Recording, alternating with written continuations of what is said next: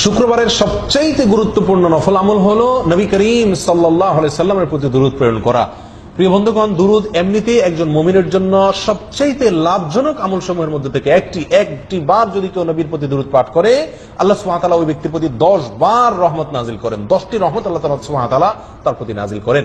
তবে বিশেষভাবে শুক্রবার এটি হলো দুরূদ পাঠ করার, দুরূদ প্রেরণ করার, দুরূদের সবচেয়ে মোক্ষম সময় এবং সিজন।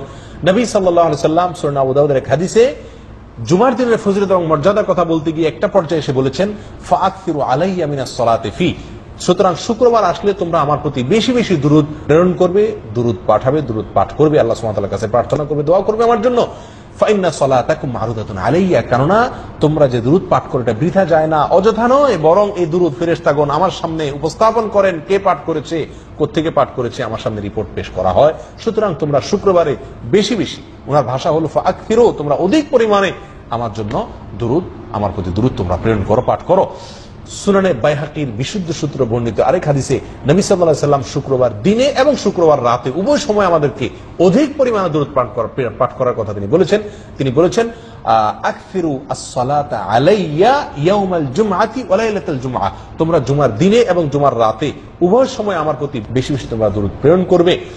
জুমার রাত বলতে উদ্দেশ্য হলো বৃহস্পতিবার দিবাগত রাত, অর্থাৎ বৃহস্পতিবার সূর্য অস্ত যাওয়ার পর থেকে যে রাত শুরু হয় সেটি হলো শুক্রবার রাত। সেই রাতে এবং শুক্রবার দিনে এই উভয় সময়ে যার যত বেশি সংখ্যক সম্ভব বেশি বেশি দুরূদ পাঠ করা, এটা একজন মুমিনের জন্য অত্যন্ত লাভজনক আমল। এটি নবী সাল্লাল্লাহু আলাইহি সাল্লামের নির্দেশ। প্রিয় ভাইরা, জুমার দিনে দুরূদ পাঠ করা সম্পর্কে বহু হাদিস বর্ণিত হয়েছে।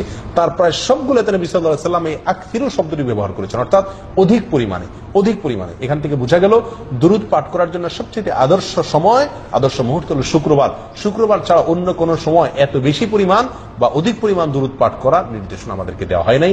বিধায় আসল শুক্রবার আসলে বেশি বেশি দুরূদ পাঠ করতে থাকি। নির্দিষ্ট কোনো দুরূদ নয়, দুরূদ ইব্রাহিম সালাতে যেটা পড়ি এটা পড়তে পারলে ভালো, না হলে শুধু সাল্লাল্লাহু আলাইহি ওয়াসাল্লাম পড়তে পারি, আল্লাহুম্মা সাল্লি আলা মুহাম্মদ ওয়া আলি মুহাম্মদ এটুকু পড়তে পারি, বা যে কোনো দুরূদ যেটার অর্থ মোটামুটি ভালো এটা আমরা পড়তে পারি। এবং এটা দিনে রাতে সব সময় ওযু সহ ওযু ছাড়া সব অবস্থা আমরা পাঠ করতে পারি। বিশেষ একটি দুরূদ আসরের পরে 80 বার পাঠ করলে বিশেষ ফজিলতের কথা আমরা অনেকে জানি বা শুনছি। এটি সহিহ কোনো হাদিস দ্বারা বর্ণিত নয়, বরং এটি সম্পূর্ণ জাল। নবী সাল্লাল্লাহু আলাইহি সাল্লামের এটি হাদিস নয়, বরং আসরের পরে বলে কোনো কথা নয়। শুক্রবার দিনে রাতে উঠতে বসতে চলতে ফিরতে ওযুতে বিনা ওযুতে সর্বাবস্থা আমরা বেশি থেকে বেশি দুরূদ পাঠের আমল করা আজকে থেকে অভ্যাসটাকে চালু করে নেই, আমরাই লাভবান হব। কারণ এই হাদিসের শেষে নবী সাল্লাল্লাহু আলাইহি সাল্লাম বলেছেন, ফামান সাল্লা আলাইয়া মাররাতান সাল্লাল্লাহু আলাইহি আশারা, যে ব্যক্তি আমার প্রতি একবার দুরূদ প্রেরণ করবে আল্লাহ সুবহানাহু ওয়া তাআলা তার প্রতি 10 বার রহমত নাযিল করবেন। আসুন শুক্রবারের এই সবচেয়ে গুরুত্বপূর্ণ নফল আমলটিকে সমাজে চিন্তা করার চেষ্টা করি। আল্লাহ তৌফিক দান করেন।